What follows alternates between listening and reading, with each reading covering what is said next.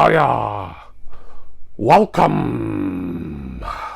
So this should be a relatively quick video today, by my standards at least. I did think about doing another life and channel update, similar to the quite long video that I did almost a year ago actually. Then I thought, well, I've got things to talk about, but it's really only to do with my hi-fi setup. Yes, the channel is still running full throttle. As for my life, me personally, nothing much has changed really since the last time I did one of these kind of sit down, here's what's going on vids. But I thought I'd use this opportunity, and it'll make it a shorter video as well, to let you know about some changes to my hi-fi setup.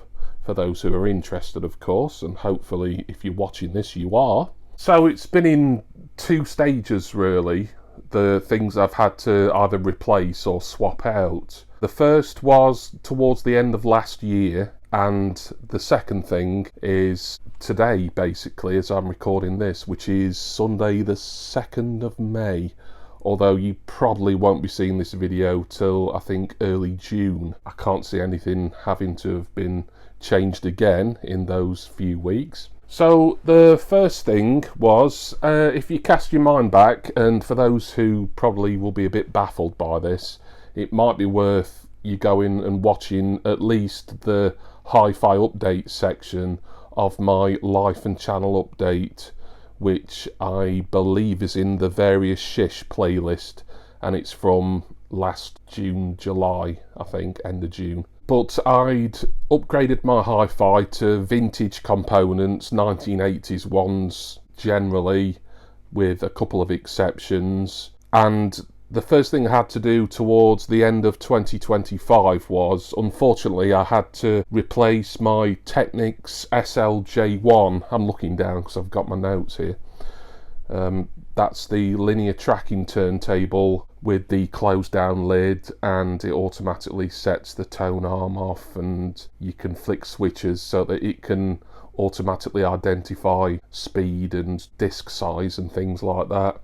Beautiful item. I'll put a picture up here if I remember to find one.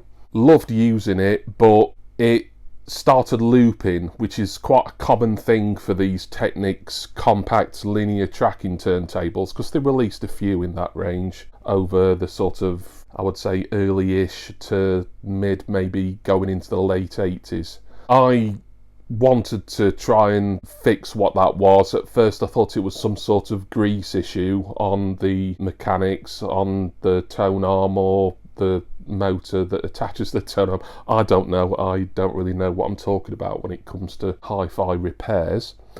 But when I was looking on the internet, other people were saying, well, it could be that you need the tone arm belt replacing. There's two like drive belts inside the SLJ1, and one or both of them, probably the tone arm one, needs replacing. Otherwise, when you put a record on, you know, it sounded wonderful. Really delighted with it, but it just kept looping on certain tracks and it just made LPs unlistenable. So what I did was I upgraded, or changed it, whether you can call it a literal upgrade, I don't know, to something that I knew all about because I'd owned one previously, and I upgraded to an Audio-Technica AT LP60, but one with a red chassis, so that it matches my amp and my speakers. Imported that from Japan, but weirdly it didn't cost hardly any more money than if I'd bought kind of one that just looked standard with the black chassis, and they might do like a silver one I think as well over here, Audio-Technica. I did used to have an AT-LP60, the Bluetooth model. I have since given that to my youngest daughter. I'm trying to get her into listening to vinyl, and she's enjoying it so far. It's so easy to use, the AT-LP60. For me, it's like a kind of idiot's turntable, and that's not insulting anyone who's got one and calling them an idiot, because I've owned two now, and they're just so easy to set up. The Bluetooth model, you know, if you don't already have like an amp and speakers and stuff, you can just sync it with whatever Bluetooth speakers you've got. And the non-Bluetooth model with the red chassis that I've got, obviously that just gets wired into the hi-fi via the amp and what have you. just put a record on, automatic obviously, no kind of needing to put the needle down yourself, unless it's a 10-inch record of course, but I don't have many of those. I don't think anyone really does. So I won't go on too much about that, other than to say, you know, I love the fact that I could get one with the red body. I don't know if that version ever came out in this country or in Europe, but it was imported from Japan. All I needed was like a Japan to UK travel plug. It's multi-voltage as well, so I didn't need a step-down power transformer for that, even though it was a Japanese import. Just going back to the SLJ1, the Technics turntable, I still have that. I've got it in storage. I can't bear to chuck it out. In fact, I won't chuck it out, because I think it would work again if by some miracle I could find someone who could mend it. See, my eyesight is not good enough. I was sort of having a bit of an inspection, trying to shine some light in the apertures on the device when I first took it out of the hi-fi system, and it just looked too overwhelming for someone with pretty much no repair skills like me. But I do get the feeling it could be repaired quite easily by someone, but whether I'll ever get to kind of find someone who will be able to repair it, I don't know.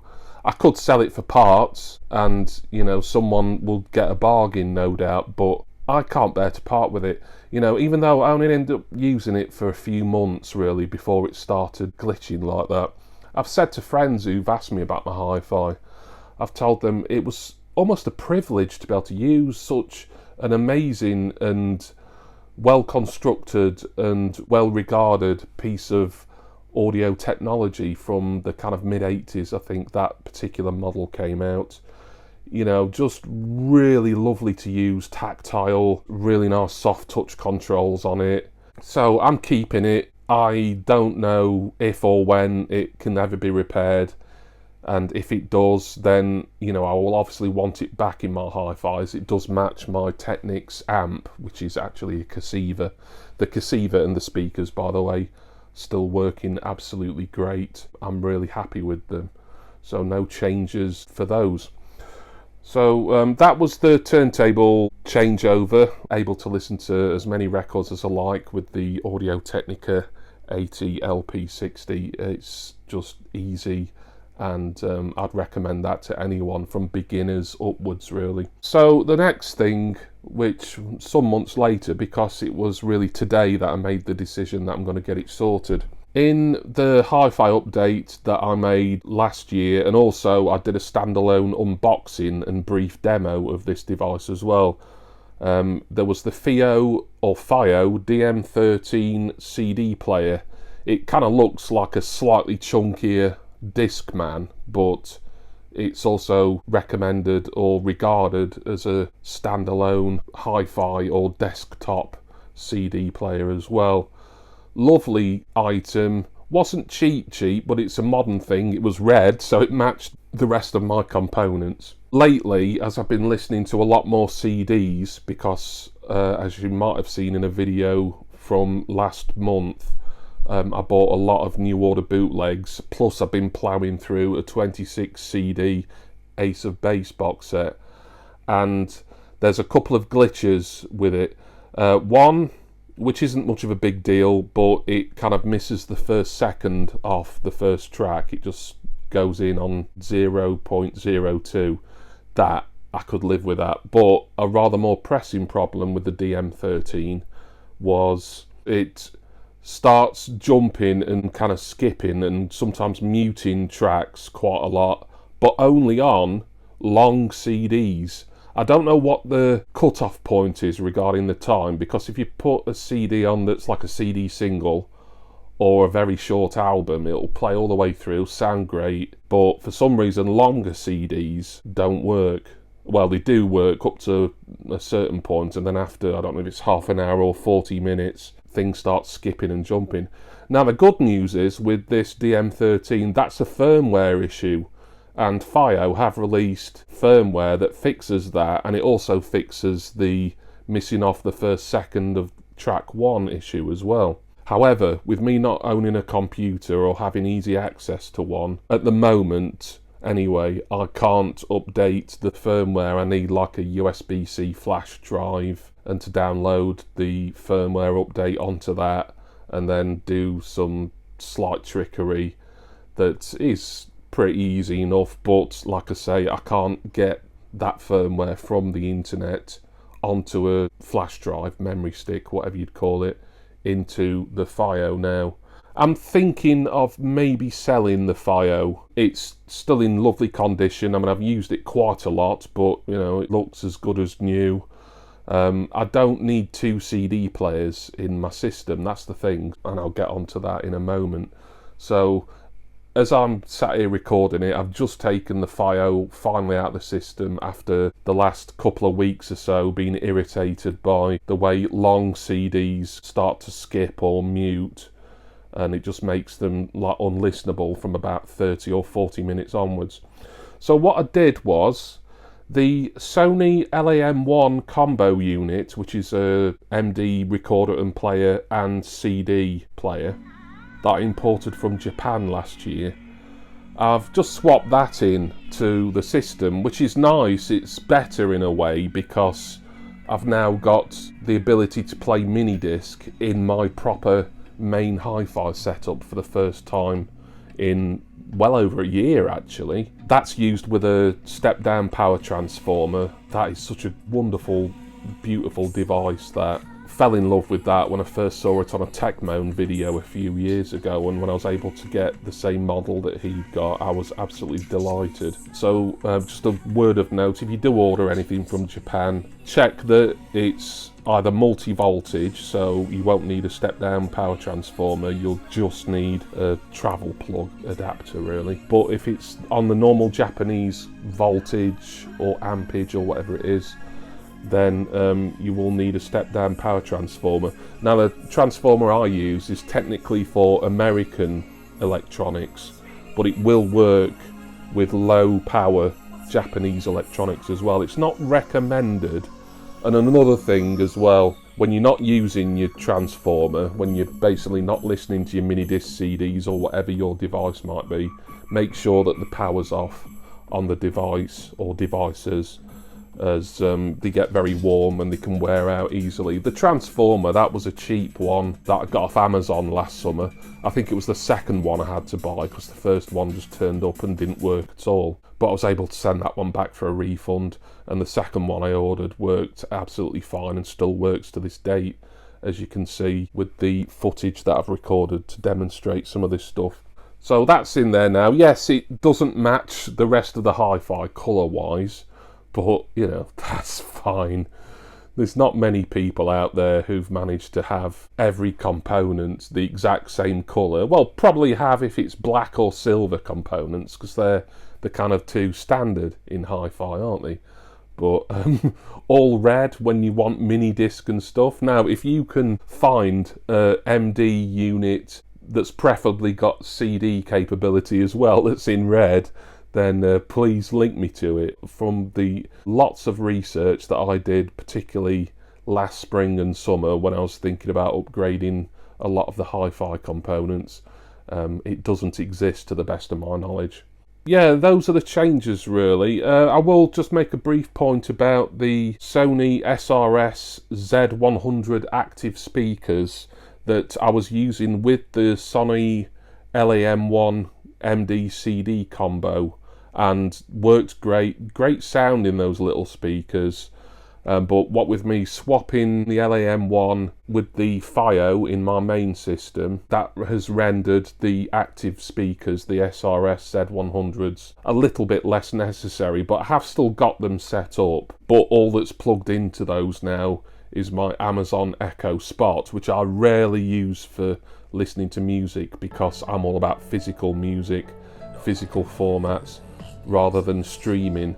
But I will probably leave that there for the foreseeable future, because it may come in, and probably will come in handy at some point, for, say, when I've been on live streams in the last year or so to review albums, and it's not an album I've owned physically, but I've been able to stream it via the Echo Spot, and I've been able to listen to it through those active speakers before doing a review on it. So it's still worth, I think, having that Amazon Echo device plugged into those. While you can't really call it a secondary mini hi-fi system, I suppose to some people it'd be all they need really, if you're just into streaming and not a lot else really. So there you go. I did say this would be a shortish video, and it looks like I've been waffling on way longer than I thought I would. But I just wanted to give you an update about what's gone on with the hi-fi. Yeah, it's been a pleasure to use all the components that you would have seen last year, last June or whenever it was. It's a shame about the FiiO DM13, but perhaps I'll get the firmware that I need to get it working properly, or perhaps I'll just sell it because I don't really need another CD player. You know, I had two that were working really with that and the LAM1. And I've talked about the turntable situation. The SLJ1, I can't bear to part with it, to sell it for spares or anything, because it's just such an amazing piece of kit for its age. But the ATL P60 looks fantastic. It was brand new as well from an eBay seller in Japan, and it wasn't expensive, and it's just so simple to use really. So thank you all for watching this. I hope you enjoyed it, and I want to say special thanks to my wonderful subscribers and generous patrons. I'm gonna go now, and well, you never know, I suppose there might be another hi-fi update video one day. I'm not really thinking there's any other components that I could particularly put in my hi-fi as it stands. The amp, do I want to upgrade that? Yes and no. While ever it's working great and I've got no issues with getting the speakers plugged in, then really I don't want to kind of try my luck and upgrade to something that's of a similar vintage and obviously a similar or the same colour, because I like red things when it comes to audio. Never say never is my motto for anything really. Maybe there might be some other kind of more frivolous devices that I can perhaps get in, you know, just kind of things that look a bit sort of interesting and have some visual flair when you play music, but I don't know, we'll see. But I will say my goodbyes now and ask that you join me again next time for my next video. Cheers everyone. See ya!